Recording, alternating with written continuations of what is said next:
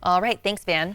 Gena Bravo is the Chief Nurse Executive Officer for Woodland Memorial Hospital, and she's joining us to share what hospitals are doing to keep their buildings safe. Gena, thanks for joining us. Talk about what steps hospitals are taking to make sure it is safe to be treated at care facilities. Yes, good morning. We really want to get the message out that the safety of our patients and our staff is our top priority.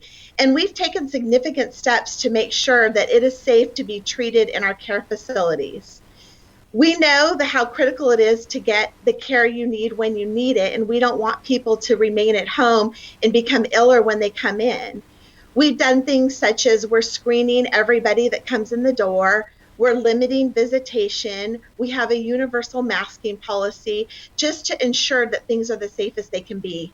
Well, that's good to know. And you guys have also gradually resumed some of the scheduled procedures at your care sites?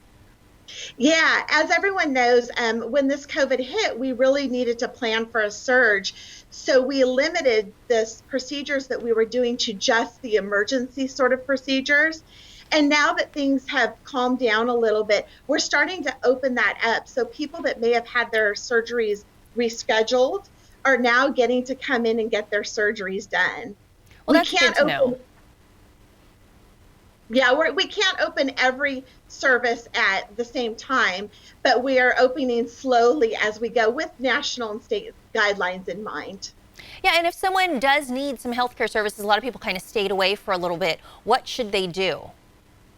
If people need health care services, they should call their physician, because some of these things can really be managed over the phone or with a prescription or even a virtual visit.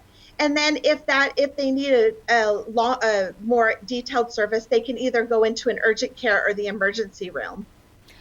Talk about what healthcare facilities have been doing to support the community when we talk about their response to the virus. Yeah, absolutely.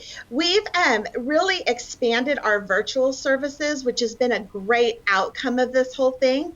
If you go on, you can download the app. It's called Virtual Care Anywhere, and you can get a virtual appointment. And if you are having symptoms of COVID, the normal fee for that virtual appointment is actually waived.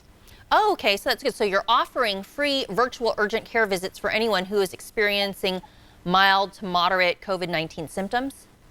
Yes, absolutely. Anyone can go download from either Google Store or Apple Store. It's called Virtual Care Anywhere, and it's an app on your phone, very easy to use. Very nice. So this is an app, the Virtual Care Anywhere app, and Dignity Health launched it. Can you talk a little bit about how the app works?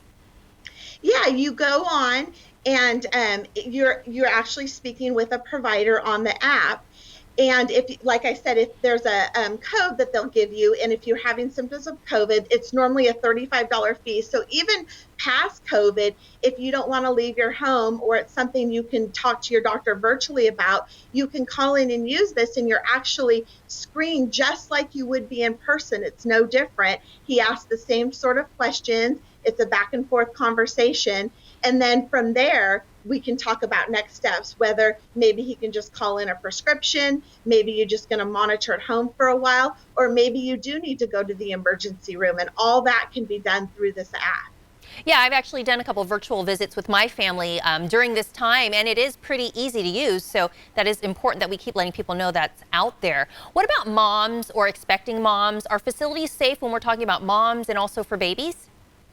That is such a great question, because that is in the mind of so many people. You know, when you're going through your pregnancy, everything's planned out month by month, what you're going to do. And then all of a sudden this pandemic hit and everybody's plans change.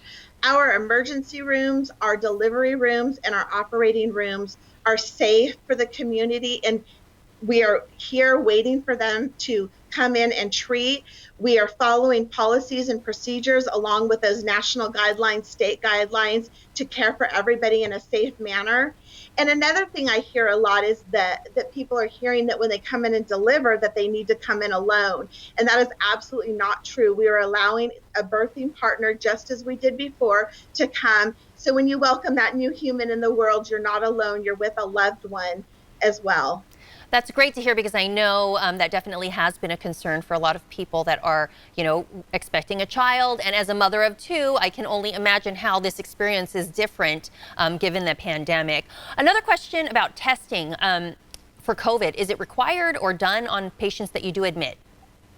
Yes, we are testing. And that's one of the things that when we talked about earlier, as we started opening service and as we continue to open services, we really need to look at some data points. We need to make sure that we have enough PPE, enough equipment, and then as you spoke to, enough testing in place. So prior to your procedure, we actually are doing a drive-through sort of testing. You'll see kind of the tent in front of the hospital.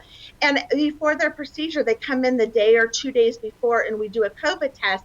And then pending the results, they can come forward for their surgery.